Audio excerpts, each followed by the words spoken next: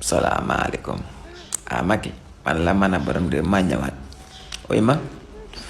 waaye yow de sa discours yu démb bi déglooti naa ko maa ngi koy déglu ba léegi maa ngi koy déglu de pàcc par pàcc maa ngi koy analyser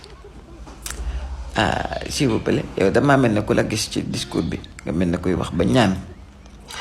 nga ñaan mel ne kuy ñaan naan ba réew mi kët dangay ñaan yàlla bañ koo bàyyee koo xam ne du war sénégalais yi loolu nga ñaana loolu la voilà Achim daa mel ne loolu la Macky yow yaa jiite réew mi nga ne ci réew mi xam ñi ci réew mi dara ump la fi barki Demba Ndiaye nga jiiñ fi Khalifa Sall ne moo sàcc 1 milliard xaw ma ak ñaata 38 millions voilà du dëgg si c'est pas vrai dis-moi que c'est pas vrai pourtant fexe nga ba mu doon candidat maanaam bëgg bokk na ci ñi nga bëgg ñu yor réew mi Idrissa Seck day doon candidat te Idrissa Seck fii la ñu waxoon ne yoral naa leen xaalis boo xam ne bu ngeen màggee ma jox leen ko waaye joxaguñu ko ba léegi ñun ñëpp màgg nañ ba fi Abdoulaye Wade nekkee la ne woon xaalis boobu ma jël ci laay njombar wallaay Achim bu ngeen demee ba jëmmi jamono ba Abdoulaye Wade dem ma delloo leen seen xaalis moo ko wax maa ko déglu wallaay Achim maa ko dégg ñu ngi nii màgg na ñun ñëpp am nañ majeur nañ joxuñu suñu xaalis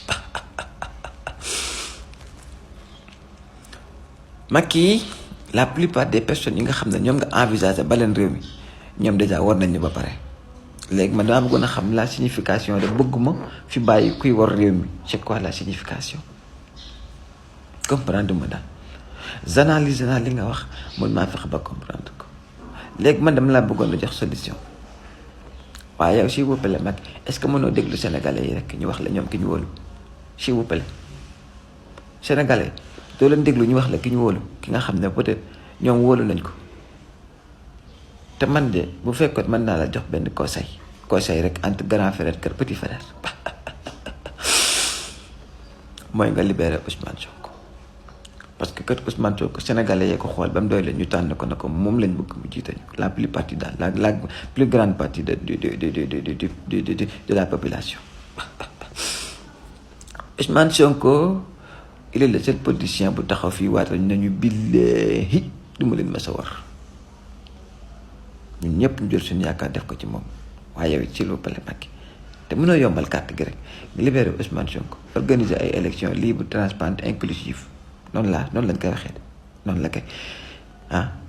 ñi war a bokk Ousmane Sonko mii lañ koy taqale lañ koy topp defu ci dara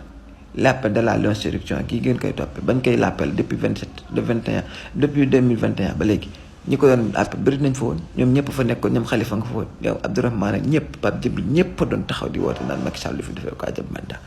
wala da nga fàtte loolu léegi yow libéral Ousmane Sonko mi yow tamit nag xale bi mu dellu ci njabootam gi commencé préparer campagne 2024 mu jiite réew mi imposé ñu un changement à Macky yow neexal a waxal boobu ba léegi ñu ngi wax ak yow ci njëkk libéral Ousmane Sonko mi ñun moom lañu wóolu moom moo ñu dul war s'il vous plaît waaw te ngeen bàyyi xel li mu leen wax sànq yaag ma ren dégg nga ba ngeen demetee ci kër kilifa yi dee leen toog ci suuf dégg nga waaw leen góor yow neexal a waxal nag wallaay Achim Macky Sall moo xorom rek